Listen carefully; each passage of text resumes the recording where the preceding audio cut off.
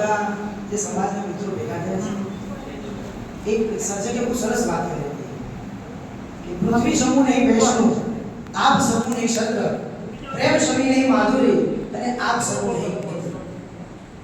અને બાબા સાહેબ આંબેડકર જેમનાથી પ્રભાવિત થઈને જે રસ્તે ચાલ્યા એવા ગૌતમ બુદ્ધ સાહેબ કેટલા માટે શબ્દ વાપરું છું કે જેમને આપણે સાહિત્ય એમણે સામાજિક સમરસતાની શરૂઆત કરી અને બાબા સાહેબ સુધી પહોંચી, જ્યોતિબા ફૂલેથી લઈ અને આજે આપણા સુધી પહોંચી. તમે જો અહીંયા જે બેઠેલા માણસો છે બધા કંઈક ને કંઈક છે જ. સમાજ આપણો એક હકારાત્મક દિશામાં આગળ વધી રહ્યો છે.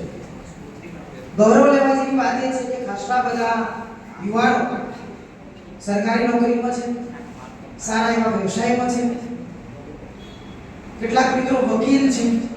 એક સર્વે પ્રમાણે આપણી સમાજમાં ઓછામાં ઓછા 60 થી વધારે વકીલ છે,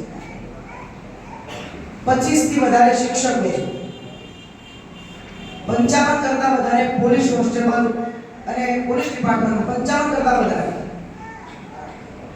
રાજકીય ક્ષેત્રે પણ સારા એવા મિત્રો પોતાનું સ્થાન સ્વબળે ઊભું કર્યું છે. આ ઉપરાંત બેંકમાં,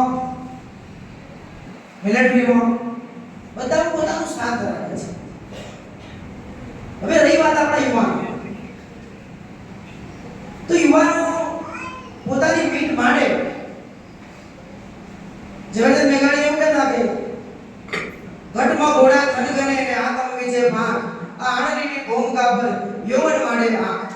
આપણે બધા 55% યુવાનો છે આપણી સમાજમાં, 55% યુવાનો. અને સર્વે પ્રમાણે ભારતમાં પણ સરેરાશ 55% યુવાનો છે. તો આપણી સમાજમાં 55% યુવાનો છે, પણ આ યુવાનોની બધાની શક્તિ અલગ અલગ જગ્યાએ વેડફાય, બધા અલગ અલગ પ્રયત્ન કરીએ તો હું માનું છું કે ક્યાંય મુકામ પર પહોંચીશું નહીં. હું કોણ છું? હું શૂન્ય છું. મારી સમાજ, મારા સમાજના લોકો મારા માટે મહત્વના છે. મારાથી ખસી જવાથી જો સમાજને ફાયદો થતો હશે તો ખસી જશે, અને મારા ખસી જવાથી સમાજને નુકસાન થતું હશે તો અડે ઊભો રહેશે. આ પહેલા મનમાં વાત. સમાજની અંદર જોડાયેલા બધા જ માણસો એ એક છે.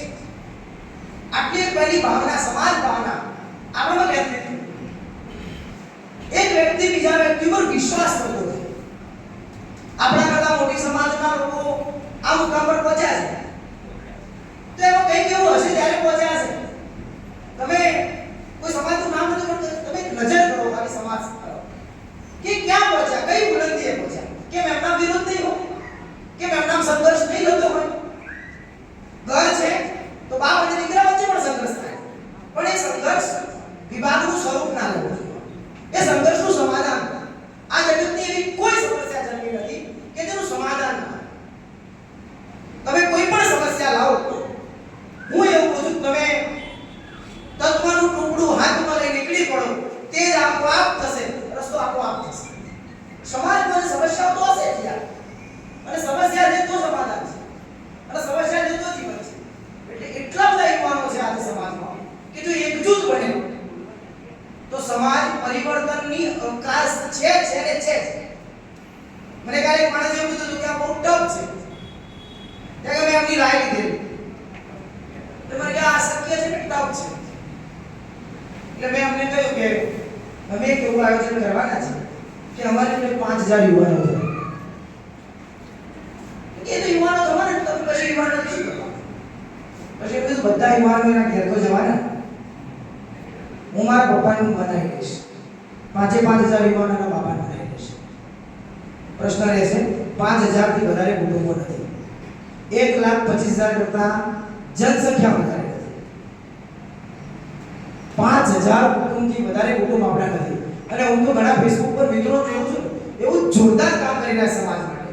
ગજબ. ખાલી એ બધા એક થાય પરિવર્તન આપોઆપ ઉઠે છે. ક્યાં અટક્યા છે? હું જ મુખ્ય છું, મારું જ મહત્વ થવું જોઈએ. આ વસ્તુ આપણે થોડી છોડવી પડે. એટલા માટે છોડવી પડે કે સમાજનું હિત જો આપણે જોતા હોય તો મારું મહત્વ ન થાય તો ચાલશે. એક બધા વડીલો છે, અમારા શિક્ષક મુરબ્બી છે એ અમારા વડીલ છે. તમે સૌ શિક્ષકોની વાત કરીએ તો એક જ વાત છે કે સમાજનું હિત થાય અને આપણું હિત ન થાય તો ચાલશે. 5000 યુવાનો જો ભેગા થાય સમાજમાં, પરિવર્તન આપોઆપ થશે.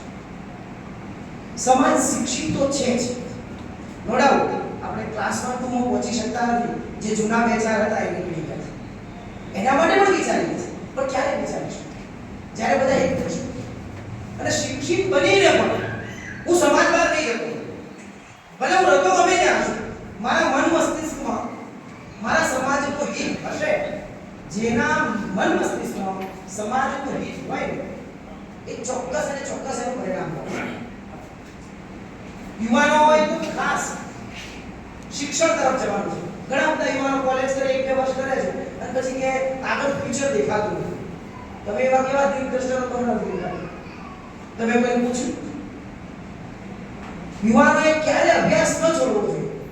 જો શિક્ષિત બનીશું ને તો આપણે વાંચન તરફ જઈશું, વાંચીશું તો વિચારીશું, વિચારીશું તો મનોમંથન કરીશું, મનોમંથન કરીશું તો અનુસરણ કરીશું, અને સાહેબ અનુસરણ કરીશું વ્યક્તિગત તો આપણે પોતે પછાત કરીશું. આ ખાસ છે. એટલે પહેલી એક વાત કે આપણે સમાજ એક થાય, આત્મગૌરવ લેતા થઈએ. પહેલા આત્મગૌરવ અને નાડીનું કશું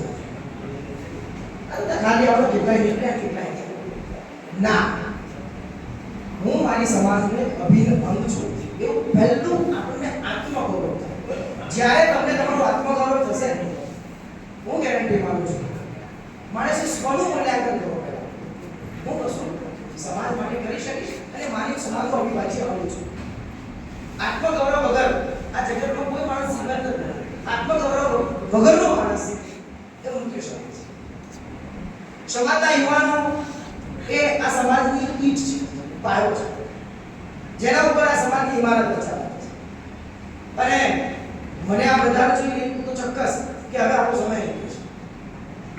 ફક્ત કે અલગ અલગ વિભાગોમાં જેટલા કામ કરતા યુવાનો છે એ બધા એક થાય, બધા એક થાય. વિચારોની આપલે તો થવાની, વિચારોમાં મિસમેચ પણ થવાની, પણ ખોટું લગાડ્યા વગર સામેના માણસને પૂરેપૂરો સાંભળો. મારી